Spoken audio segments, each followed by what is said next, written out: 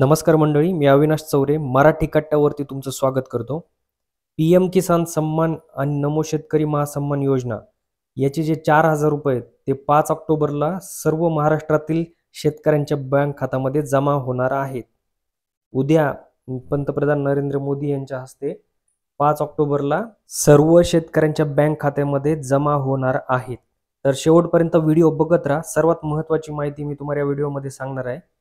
तर मंडळी, पीएम किसान सन्मान निधी योजना आणि नमो शेतकरी सन्मान योजना जी आहे ती ऑगस्ट 2024 ते नोव्हेंबर 2024 या कालावधीत अनुक्रमे 18वा आणि 5वा हप्ता पंतप्रधान नरेंद्र मोदी यांच्या हस्ते शनिवारी 5 ऑक्टोबरला 2024 सकाळी 11 वाजता वाशिम येथील समारंभात वितरित करण्यात येणार आहेत।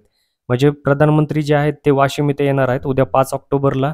त्यांच्या हस्ते यावेळेस महाराष्ट्रातून हे जे 18वा हप्ता आहे पीएम किसान सन्मान निधीचा आणि नमो शेतकरीचा 5वा हप्ता हा सर्व शेतकऱ्यांना वितरित केला जाणार आहे।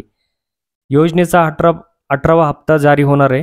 पात्र असलेल्या शेतकऱ्यांना दर 4 महिन्यांनी 2,000 रुपये दिले जातात।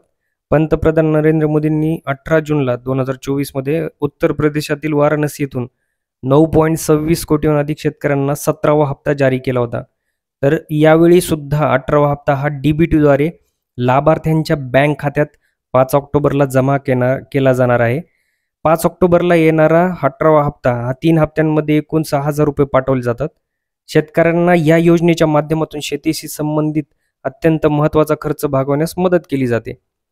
परंतु सर्व शेतकऱ्यांनी या गोष्टीची नोंद करून घ्यावी की ज्यांनी ई-केवायसी केलेली आहे त्यांच्याच खात्यामध्ये हा 18वा हप्ता आणि नमोचा 5वा हप्ता हा पडणार आहे।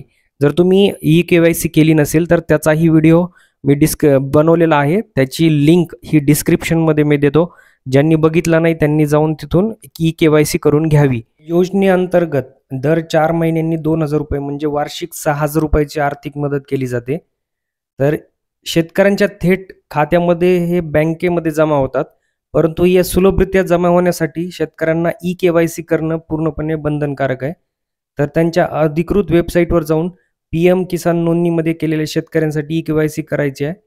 तर त्या पोर्टलवर जाऊन OTP आधारित ई-केवायसी करण्याची उत्तम सोय करण्यात आलेली आहे। त्यासाठी डिस्क्रिप्शनमध्ये असलेला व्हिडिओ तुम्ही बघून घ्या आणि त्यानुसार तुम्ही ई-केवायसी कंप्लीट करून घ्या। जर तुम्ही चॅनलवरती नवीन असाल तर अशाच नवनवीन माहितीच्या व्हिडिओसाठी चॅनलला सबस्क्राईब करा आणि बेल आयकॉन हिट करा, जेणेकरून माझे व्हिडिओ तुमच्यापर्यंत सर्वात आधी पोहोचतील। भेटूया अशाच प्रकारच्या व्हिडिओमध्ये, तोपर्यंत जय हिंद, जय महाराष्ट्र।